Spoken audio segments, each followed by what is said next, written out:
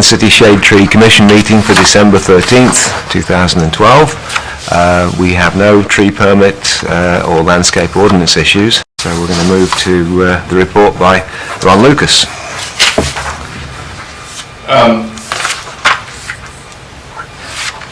More than that. Okay, good. The tree planting is complete as far as what can be put in the ground right now. There's one outstanding tree for 30 for Lorraine, 32 and 30 for Lorraine. It's a white oak, and I don't know if Mason's going to be able to get one until the spring.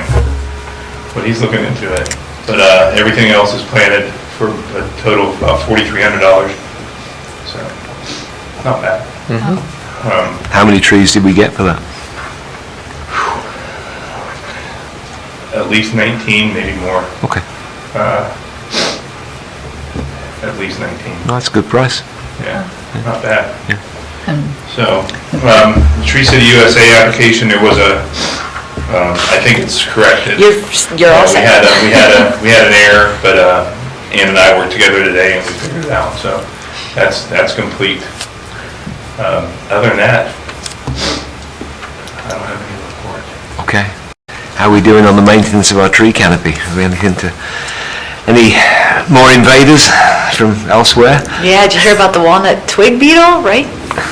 Jared, did you hear about, let's save it for next month. No, you can't.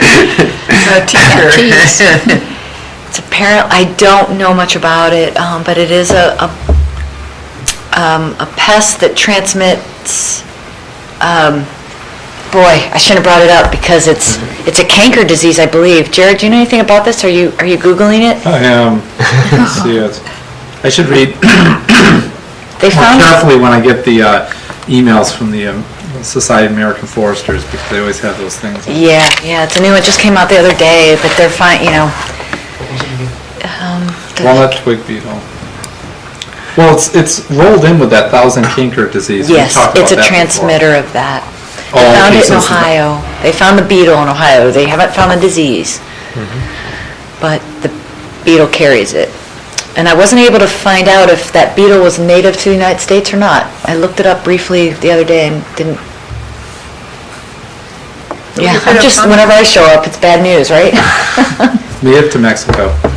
Oh, jeez. North American at least. Yeah. Is it a fungus? It's the vector, yeah, it's a fungus, the thousand canker disease. So just killed because quite we a have the beetle doesn't mean... Yeah, Right. exactly. But it has, that disease has killed quite a few trees, walnut trees in Kentucky. Okay. Well, we'll look forward to further news on the walnut twig beetle. We have two things to consider under sort of policy and revisions of Title 37. One of the things I circulated today to you was a draft of a possible way in which we could identify no-mow areas to the Service Safety Director so that she can then communicate with the city workers exactly where these things are and how they're identified. So this is just a draft. We're not going to make a decision on this tonight, but if Ron, you can show it to Paula and make sure she's aware of what we're thinking of, and if you've got recommendations on exactly how things should be identified, I think it was your suggestion that stakes be used as the sort of primary way, but there could be other means in which that we're going to identify these things. And the principle I was doing this on is that anyone can make a recommendation to us. It could be a member of the public or one of the commissioners or a city worker or council member, whoever, that there is such an area designated for no-mow so that trees can grow. These would often be trees that will be growing naturally. And I forget the phrase that you use, Anne, for this type of area, but it's Letting natural succession? natural succession. That's the key phrase. Yeah. So this could be an area where some of the native trees are trying to take over or grow back. I've got a great street sign that I got from the state of Michigan. It's called Growing Not Mowing, and it's a little kid kneeling down in some high grass with bugs and flowers all around, but they use it, and Marietta's using it as well. It's a great technique to save money, because you're mowing less and you're less wear and tear in your vehicles and less work for your personnel. So I'll email you guys that picture tomorrow. Okay, good, thanks. So that's where this is coming from, and the beginning I've cited the section where we have the authority to do this from Title 33, and so I think it's fairly straightforward, but we need to think about it and then discuss it again at our next meeting. Are there any questions at the moment from people? I thought it was very well written. Okay, thank you. The other item that we started to discuss last time, it's a suggestion that's come through from the code director, and that is that we need to put in place some buffering requirements between commercial and residential landscaping. And I've been over Title 37, which is where it would appear. This is the title that deals with landscaping regulations for developments in particular, but it covers both residential, commercial, institutional and industrial landscaping. And there's one section here, which is section 9, where it specifically imposes certain requirements on commercial, institutional and industrial landscaping, where it talks about there being an 8-foot wide landscape strip that should be adjacent to the street right-of-way. So this section is already looking at requiring some buffering, but it only talks about the buffering on the street side. So I think this section, what I'll do, I'll circulate this to you. There's a Part A and a Part B, and Part B talks again about this it's the one where it talks about this 8-foot wide strip. There could easily be a Part C that goes along the lines of where the lot is in a business zone but abuts a residential zone, then there shall be a 4-foot wide landscape strip. Now, 4-foot wide landscape strip is not somewhere where you can plant trees, but you can easily plant other landscaping features that will be providing for the sort of buffering that we talked about earlier, where it says that buffering landscape, the buffer landscaping, screening as required shall be of such nature and density that will screen the activities on the lot from the view of a normal view of a first-story window on an abutting lot within 5 years. So the idea there is that you build up some landscaping between adjacent properties. And I didn't think it was appropriate to try and modify that section, since it seems that this requirement is coming from the need to separate commercial zones from residential zones. And so I think the best place to put it is in this section that just addresses commercial, institutional and industrial landscaping. And so it would only apply when you're dealing with one B zone, essentially, abutting an R zone of some sort. But it wouldn't require a residential property to have a 4-foot wide strip, although it still requires a residential property to have a hedge, a fence or whatever in terms of buffering. But under the general requirements for that part, the two property owners can agree that they're not going to have the buffering, and we've seen that in many instances. Whereas this, I don't think anyone thinks it should be allowable, that they can do away with this buffering, because every case that I've had dealings with so far where there's been a business abutting a residential area, the expectation is there will be buffering. Whereas when we've had residential against residential, frequently the two owners agree they don't need the buffering. Well, that's fine. I agree with you that just adding a third section C there would be the easiest way to address that. Okay. Well, I'll circulate this around to others, and I'll make sure that the city planner and the code director get a copy as well. Once we've agreed on language, then we'll have to forward it to Elihu, our council representative, and get it onto the council agenda as an amendment. I'm not aware of any other requirements that we want to change in 37, but this obviously would be an opportunity if there's something in there that we want to deal with. The only one I saw was, I think, where it talks about we can give permission for planting elsewhere. It doesn't explicitly say that people are going to have to pay for those trees if they want them planting elsewhere, and there'll be fees set and so on. Now, that was a policy that we developed. I don't think there's a need to change that language, but there's obviously the possibility we could make it explicit at that point, that we say that the Tree Commission will develop a policy to do blah blah blah, and you'll be paying for the privilege of relocating your trees elsewhere. Is that something that we should check with the law director about? Yeah, well, I can certainly check. I'll check through the service safety director with the law director. Okay. On that one. We really haven't had that issue addressed yet. Nobody's had a relocated tree. No, we haven't had to do it yet. So, But we have a policy now that allows us to do it.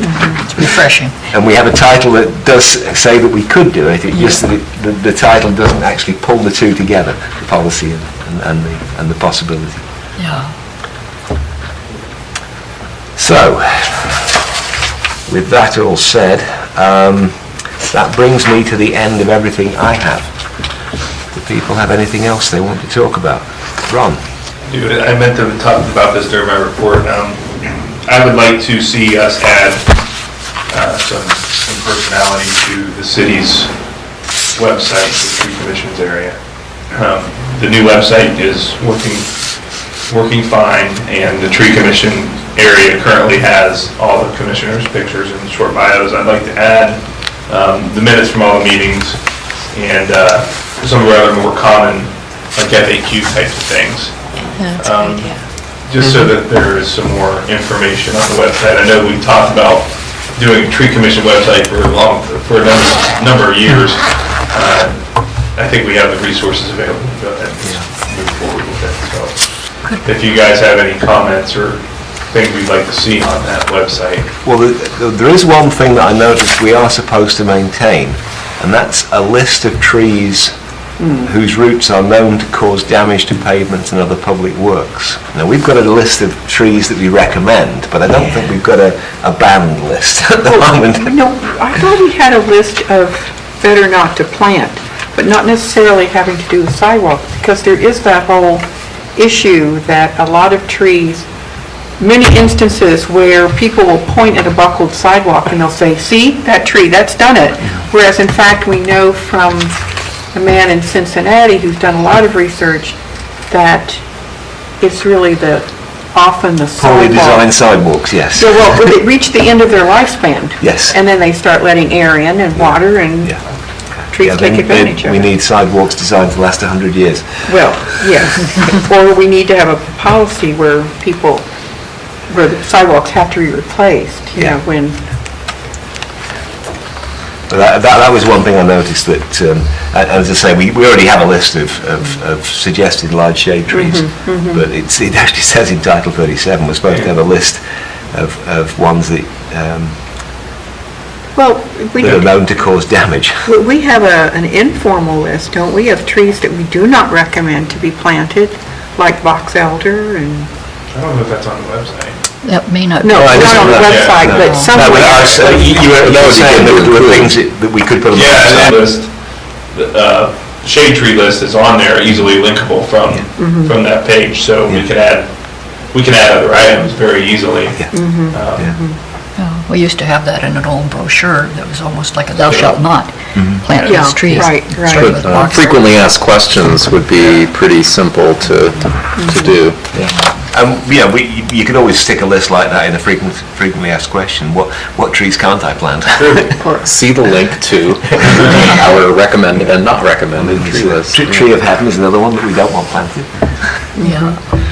We can even do, I don't know, we can spice it up a little bit by adding links to other, major university tree sites or something like that, or that University of Davis, California, that's the best. They have a whole center on urban forestry research. It's the best but site. we can do that with our Well, if website, so. We had a link to the best way to plant, how to plant trees, how to prune. Yes. Even to invasive species, that would be Right. an option. Yeah, That would be exactly, good, and this is the right. type of thing that if we can just send me some information or some emails of So some. the state has I'd like an to see. invasive species one, I think. Yes, I do. And That's the extension office. that would be the Yeah. easiest one to provide the link to there. I wonder about some of these university lists, though, because often they are in a very different climate, and I wonder if they would be appropriate for Athens, Ohio. I mean, I've found the Virginia Tech list very helpful. But then there are a lot of things on there for the coastal area that would not be appropriate for us. But Yeah, lists are dangerous, I think.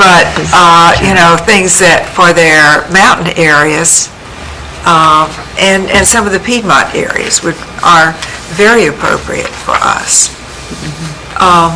But most of them, I don't think we would want to recommend to the public without some reservation. Yeah, I agree. I mean, lists are hard because there's always, every site's unique. That's why I always resist, making lists. Yeah. They're The hard. other thing is a link to tree threats to trees, other than man, fungal and different diseases and. We can be as robust or as limited as we want. But it sounds like you're going to be the webmaster of our website. Because that at the end of the Okay, that day makes has sense. been the Yeah, problem. that makes sense. It's been many steps between what we say we'd like on there and then making it happen. And so it's good that the cities get to the point where you'll be able to do things like that. Yeah, pretty exciting. So maybe we could just drop a simple draft of links we'd like to see and get it to Ron so that he doesn't have to go on what we just said. Do you want us to just send you links? Yeah, send me that you like? information, send me some things that you'd like to see on there. We can get it up there. Yeah, and do think about frequently and ask questions Yes. if you've got questions and then answers to How go do I with get a them. tree planted in the city, How do I get a tree removed so that I can go through the tree permit process? How do I know what the right-of-way is? Exactly, Yeah, that's a good one, yeah. Yeah, right. It's a big question often. Could we boast a little too about, we have that wonderful video that was done of the Arbor Day celebration. That would be nice to have available. It's on the website, it's Is it not now? on the tree commission side. We should get it on the tree commission. Yeah, that would make sense. Yeah.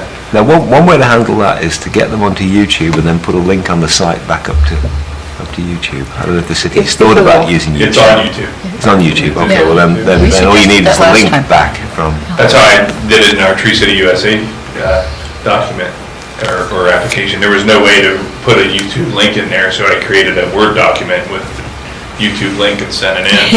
I don't know if you were Works able for to us. look at it. It's really a pretty cool video. good, You did a good job. wonderful. Anything else? If not, then we've got minutes from the last meeting we need to review.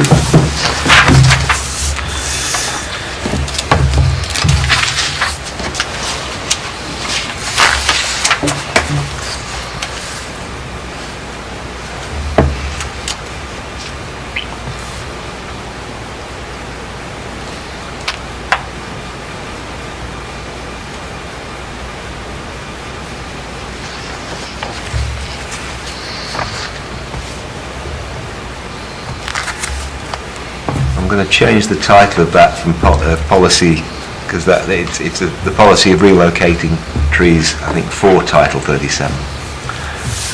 Because it's not in Title 37. For Title 37. Yeah, I'll change it and send you the word. exactly, but it's...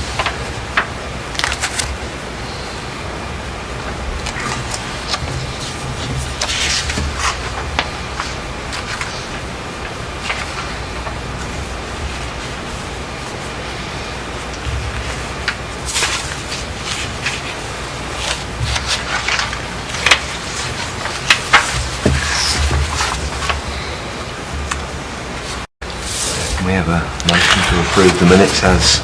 Yeah, I'll move that we accept the minutes as presented. I'll second it. Thank you, David. Any objection to approving the minutes? Hearing none, we have approved minutes. Our next meeting will be January the 10th, 2013. Happy New Year. And with that, we are adjourned.